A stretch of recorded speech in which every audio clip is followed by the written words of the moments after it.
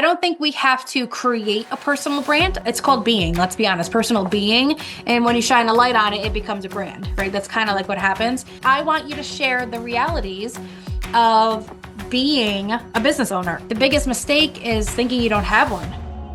Hey everyone, and welcome to today's episode of Pivot to Profit. I have our amazing guest, Miranda VonFricken, here today. What's up, girl? What's up? All right, so let me share everyone with how amazing you are. So Miranda is the powerhouse behind Own Your Awesome, a podcast, best-selling book, and global movement designed to help women executives and entrepreneurs elevate their life, career, and business to unimaginable heights.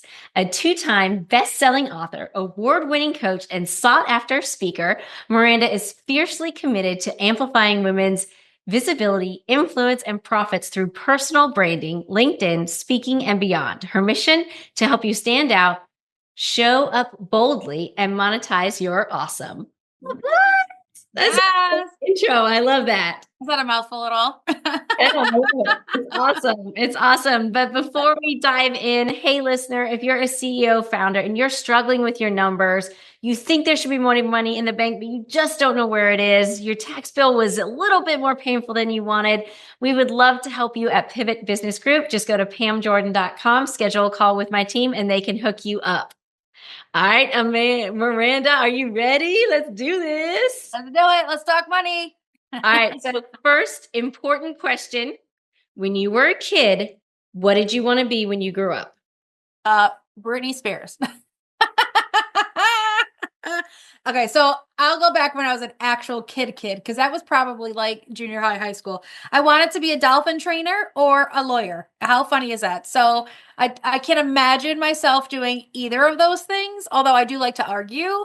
And I do like dolphins, but yeah, no, I'm good on both of those occupations.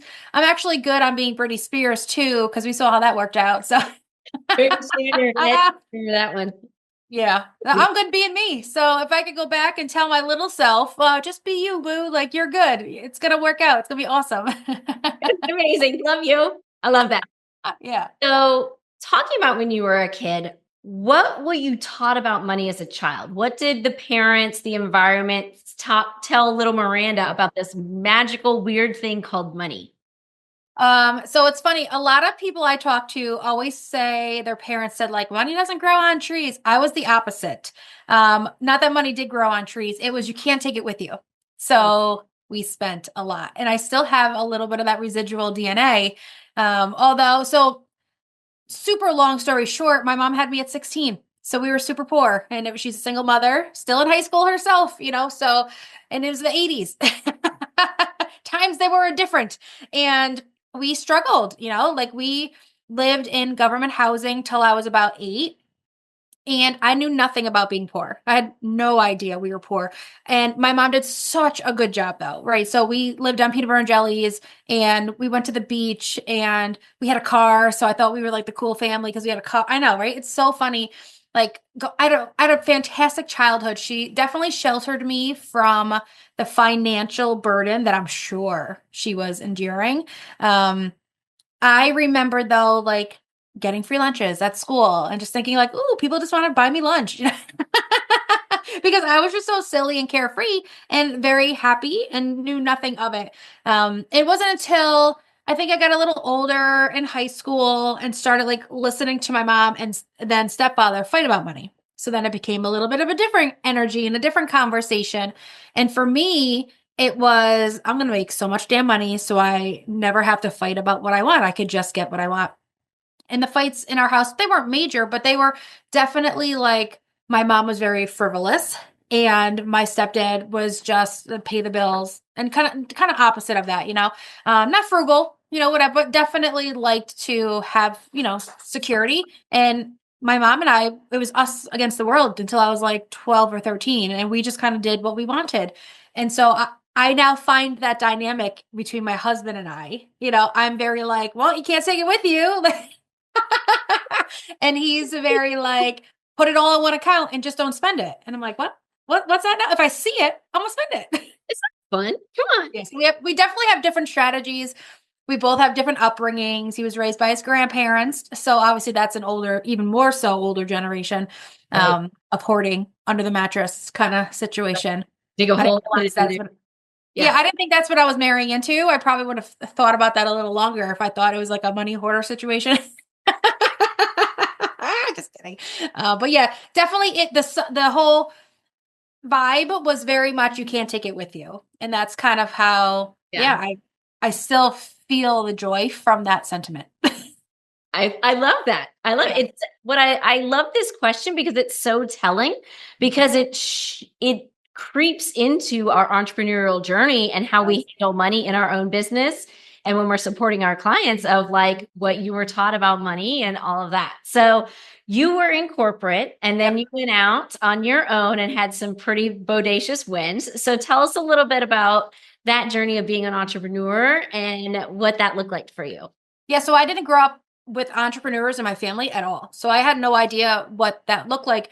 My upbringing was very much go to school and you won't have to live like we do. Like go to school, get your degrees, all the things, get a salaried job, like those words verbatim, salaried job, because it comes with benefits and all that good stuff. And so I thought that was like the mecca. I was like, all right, like let me get me a salaried job. And I remember my first job was for an insurance company. After like waitressing and bartending through college, my first 9 to 5, I made $27,000. I was like, oh my God, I'm loaded. What? And then I saw my paycheck. I was like, wait, I make more than that in a weekend bartending. What the hell? Funny. Yeah, so it was quite the transition of like what's happening here, like learning about benefits and all that good stuff. But yeah, so I spent about 15 to 20ish years in the corporate space and got laid off 4 times in a row. So it was after the first layoff happened, we just put an offer in on a house in a nicer neighborhood, my husband and we had 1 kid at that time. Oh, I'm lying, 1.5, because my daughter was like 3, I think. She's a real kid, but she's not expensive at 3 yet, you know? And so we were like moving to a new area. The mortgage was going to go up, so we were like, okay, we both have full-time salaries. We've got the 401ks. We're secure. We're good. And then I got laid off and my whole world kind of like shook. Like I was just like, what? I'm crying. I was like, who cries in a layoff? Like me, apparently.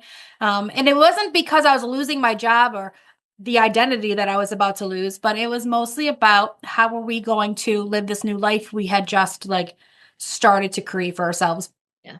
And that's when I realized that like jobs don't equal security, right? So it was a crazy lesson for me. And I teach that often now that we are our own security. That's when I started dabbling in entrepreneurship and side hustles. And I did like the MLM gig for a little bit. And then I started speaking as like when I had free time, I'd go speak at different like conferences or women's groups, or I teach companies how to use LinkedIn, something small until I got the next job. And then I kept doing that. And in between each layoff, because there was 4 in total, I would kick up my side hustle a little bit more. And so there was never really a lull in finances. And I wasn't scared anymore because I relied on myself to bring in my own income every time a company stopped bringing in my income. And so, yeah, at the last layoff, the pandemic hit. So I was just like, looks like I'm full-time entrepreneur. And I have been doing side hustling for like 5 years probably before that. And so it always paid like for our vacations or my fancy new car or something, so it was like the bonus. And it wasn't until that last layoff that I was like, nope, you know what? I'm not going back. I'm going to go full time. But that's when I actually had to get smart with money because now it's full time. And that's probably where my money story actually begins. Yeah, because the Yeah. frivolous, oh, look, my side hustle's bringing in Yeah. 5K, go to Disney. Oh, look, my side hustle put out in Yeah. 5K, let's put it to the mortgage is a different situation. Yeah. Yeah. Yes. Uh-huh. Let's get a new roof. It is what? Yeah, it was less sexy and more reality. And that's when I had to start to learn post-its. We're not a profit strategy. You can't use post-its and go far in the budget. Love them though. Love But them. then I freaking love post-its. Don't load the long ones too, because there's a lot of money involved, right? So you can't just use the little ones anymore. Bookkeeping by post-its. I love it. Sponsored by 3M. Just kidding, but I'm open to it. So it was hilarious that like So I joined a coaching program who was very focused. The woman was very focused on profiting.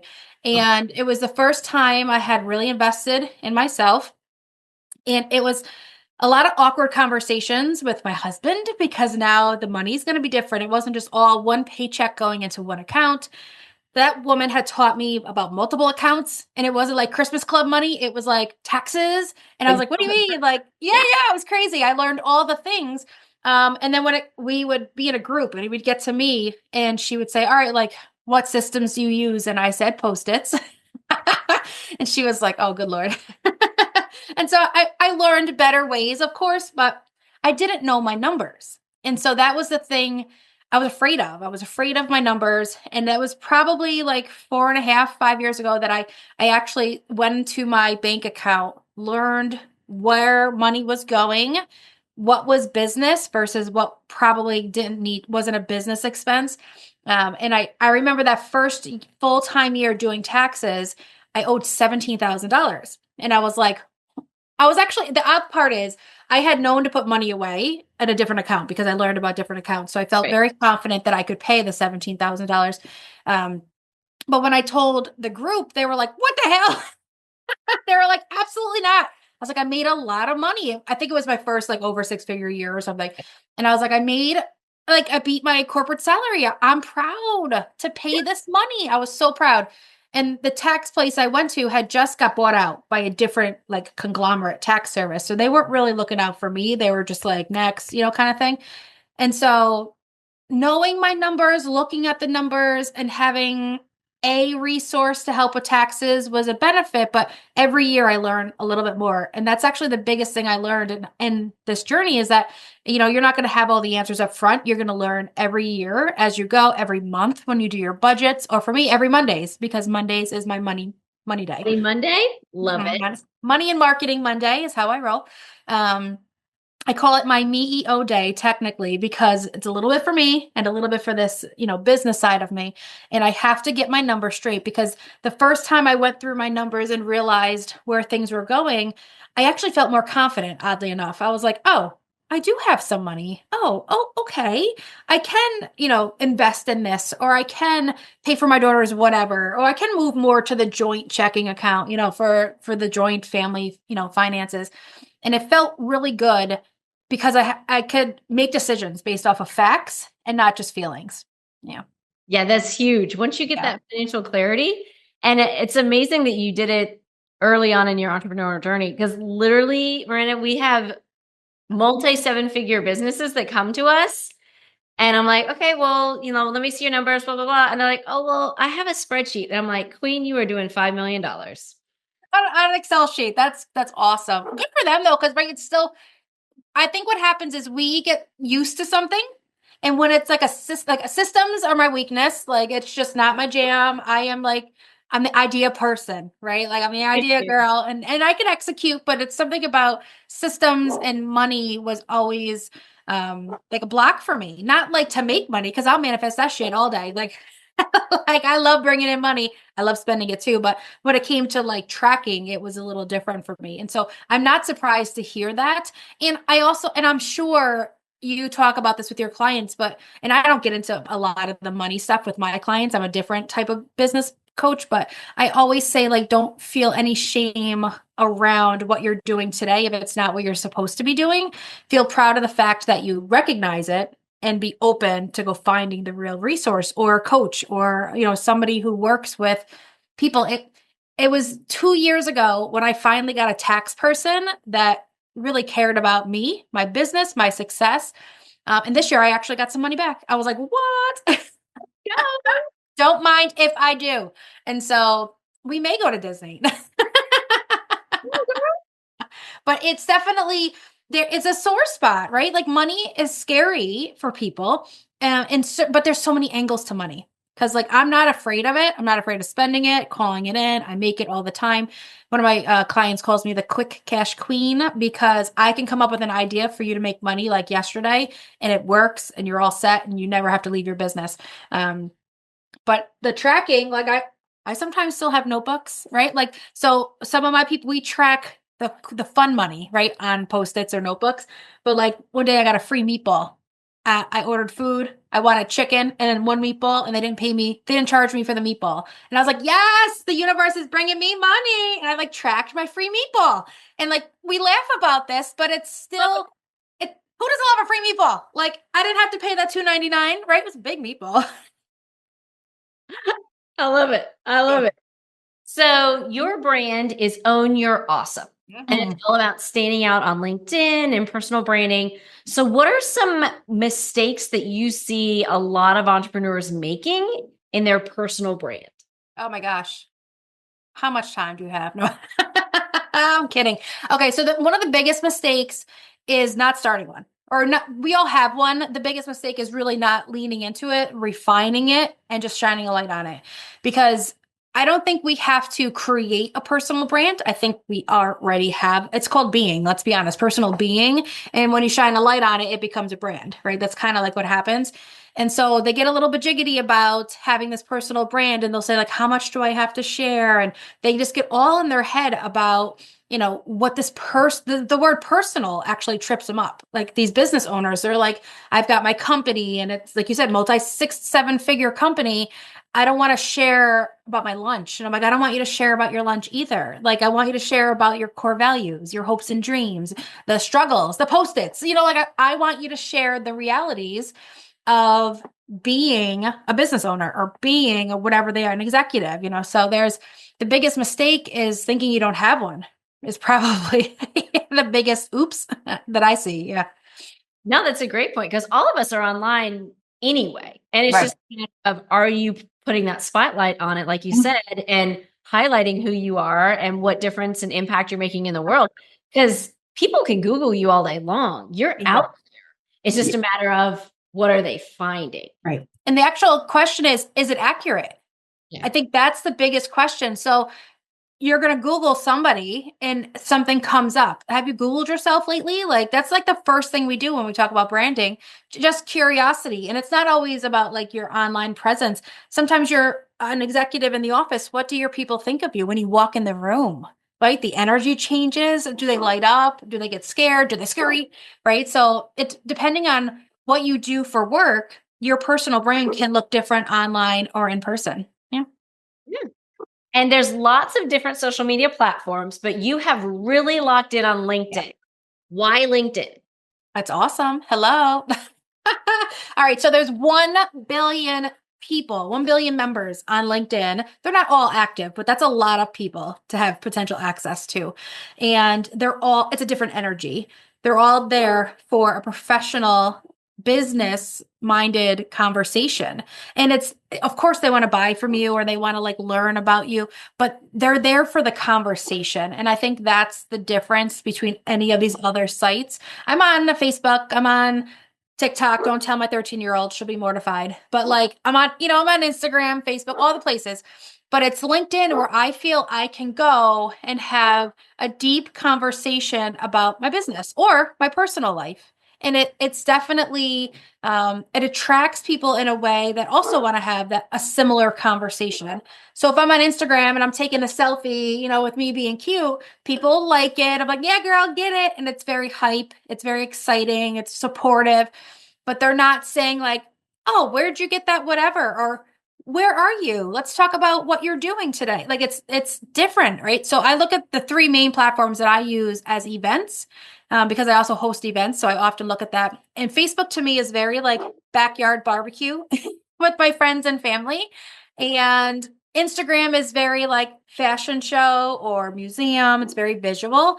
And then LinkedIn is a networking event. It's 100%. I'm going there to meet some cool people. I want to find out what's happening in the business world, maybe learn something, connect to somebody, and leave, come with an intention and leave with a result. And that's a rare thought going into social media.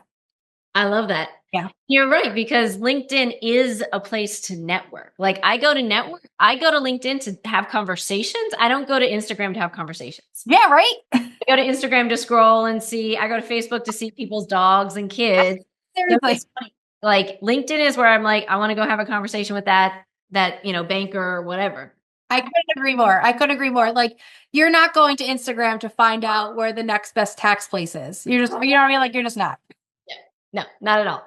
So when you find a female entrepreneur and she's got her business, but she doesn't have that spotlight on her, what are some tips that you give them to say, here's how to put that spotlight of sparkle on you on LinkedIn so people know who you are and what you're doing? So what I would tell this person, if they're new to branding or LinkedIn and they want to shine a light on what it is they do, and who they are, is I'm probably going to tell them to first take a deep breath. And I'm going to say, what do you want people to feel when you're like meeting with, when they think of you? What do you want them to feel about you, about the work you do, the mission that you have in this world? And when you can like figure that out before you even get to LinkedIn, then I think you come with a very specific intention and you can connect to that quicker as opposed to being like, oh, I did this today and see what happens, right? Like I'm going to sit, I'm going to get quiet, and today I really want someone to learn about, like today I just recorded the audio for my latest book. And so if I'm going to post about it on LinkedIn, it's not just going to be a cute selfie, right? It's going to be, this is a big win for me. I did the work. Now I get to record it. It's amazing. You too can do, like, it's some type of like, I'm going to hype them up or motivate them, because what I want people to feel when they encounter me on LinkedIn is I want them to feel like they can do this too. I want them to feel motivated, energized. I want them to get into the high vibe, celebratory energy, and I am going to bring that too. And so what I would love for them to do is just get quiet and find out, like, what are your goals for LinkedIn, and what do you want people to feel when they see you on the platform? And then they can start to like brain dump from there what content would look like. Also, how do you make money? Let's be honest. Like, Yeah, that's what I'm going next. Is like, how do you tell people to yeah, monetize? Because you monetized your brand, yeah. right? But like, how do you explain that to other people? Yeah. So I have a program called Magnetize and Monetize Your Presence on the platform. And I essentially go through three types of presence. One is our visual presence, like how we look, right? That's a little bit how they make you feel, the vibe, all that good stuff, the verbiage, what we're saying. The next presence is us being active on the platform, like being present on the platform. And that's engaging with people and all that stuff.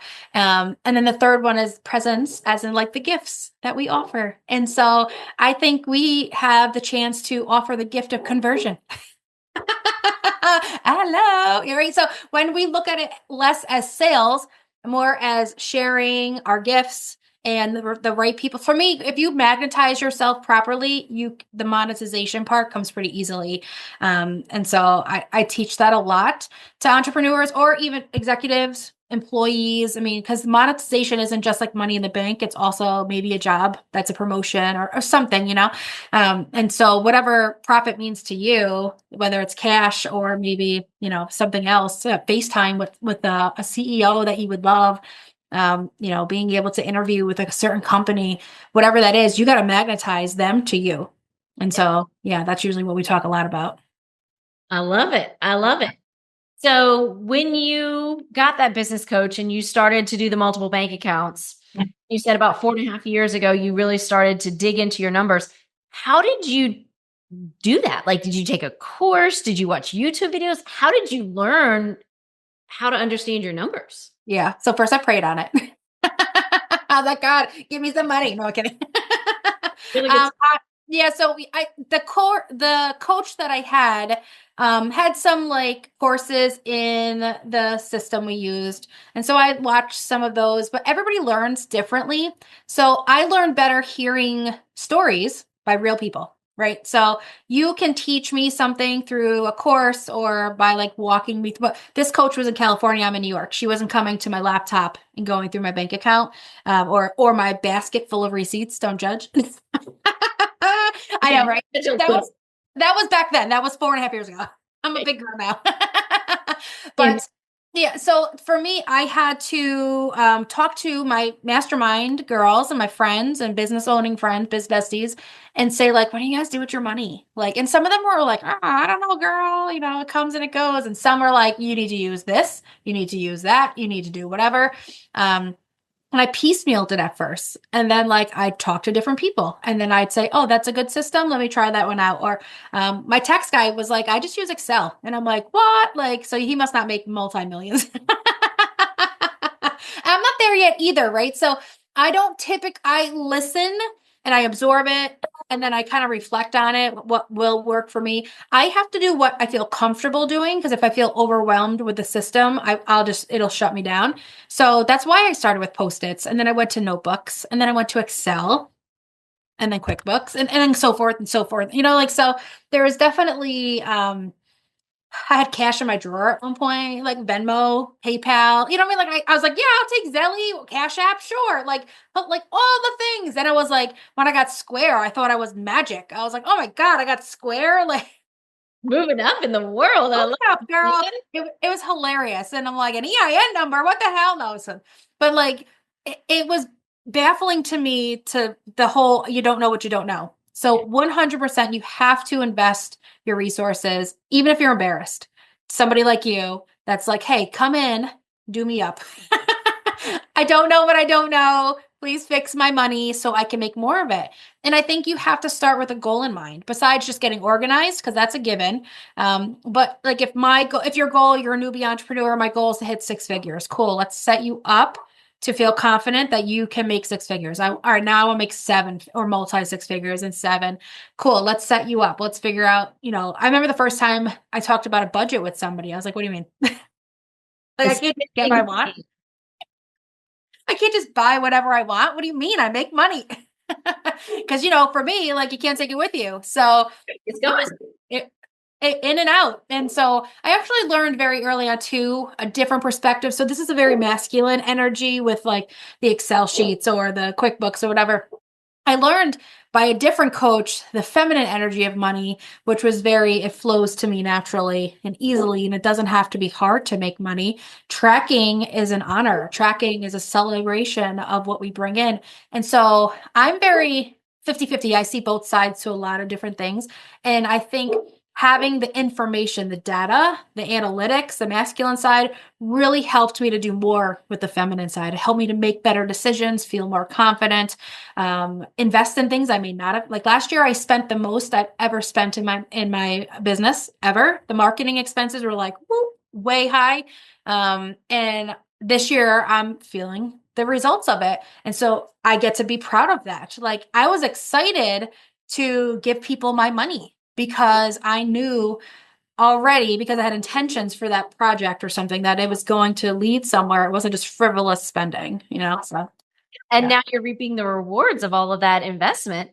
And it's because you knew where your numbers were that you could make that just decision that, yes, I will go send that 10 grand out to go Yeah. build a thing, knowing that down the road, I will reap the rewards and the goodness will flow to me. Yeah. And even take it to the next step, like, all right, I'll invest this $10,000 and I know it'll come back to me. I've been saying I'll invest this $10,000 before I actually hit submit or write the check or whatever. How do I make sure I get 20 or more back from it? Right? Like, because now it's a game. Now it's a game. Now that I know how to do it, now I want it all. And so I'm like, if I don't, this is how I base my decisions now too, based on knowing my numbers. So memberships that I join, if I didn't get my money back that year from that investment, I'm not doing it again. Right. And I would, of course, ask myself, am I the reason? Did I not participate or was the program not the best?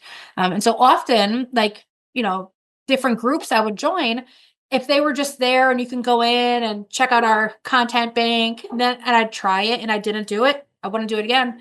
And so I'd say like, all right, I wouldn't call it a sunk cost because I know terms like that now.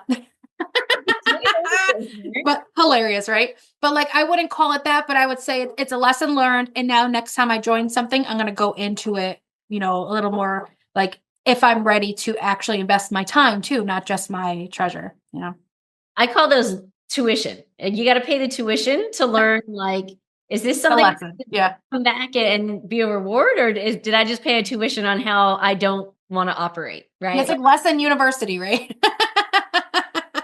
Yep. Got my degree in that. Understand. So what is next for you? You said you've got a new book. Tell us. So my first one is Own Your Awesome on LinkedIn. I'm actually recording the Audible to it. I'm so excited.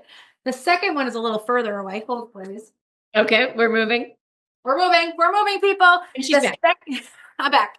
Second one is the newest one, Unlocking Success. It was a co-authored situation with Jack Canfield. And so I just recorded my chapter today.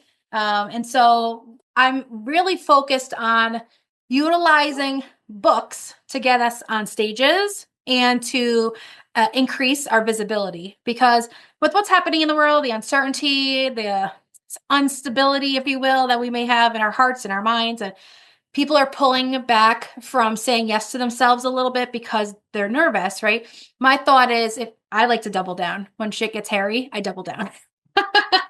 So I'm already writing my third book and I'm recording the audibles for all of them. And I'm having an event to help other women to put their energy and their voice and their mission and their passion on paper, because it actually increases your credibility to, even if it's just a business book, right? So you and I met at a women's conference where I spoke.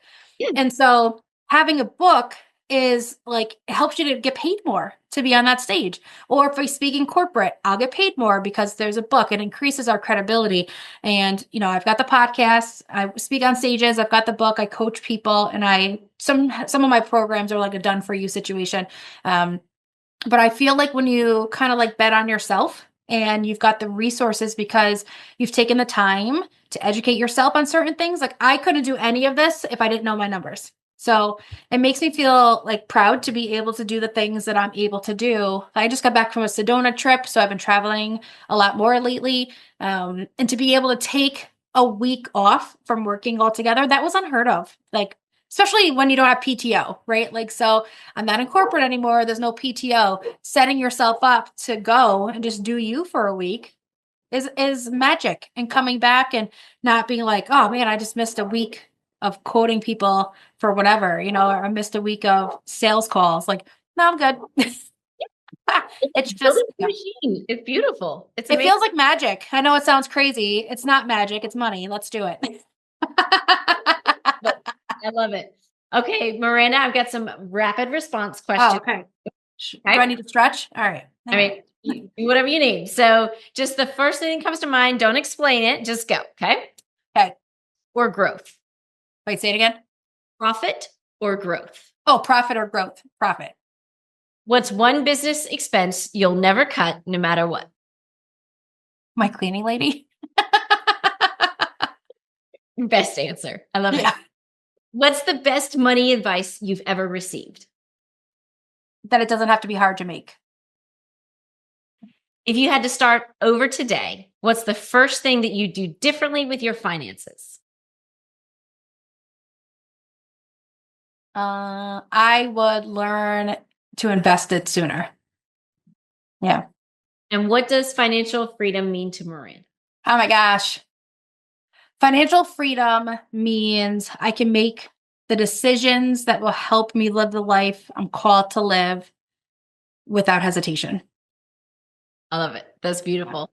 Miranda, thank you so much for sharing your profit story with us. Where can our listeners connect with you? I live on LinkedIn. Or you can find me at MirandaVonFricken.com, but definitely LinkedIn or Instagram. Yeah. Awesome. Well, Miranda, thank you so much for being a part of our podcast, Pivot to Profit today, and sharing your profit story. Listener, if you need help understanding your numbers and you want the kind of freedom to make those big decisions, just go to PamJordan.com. We would love to help you.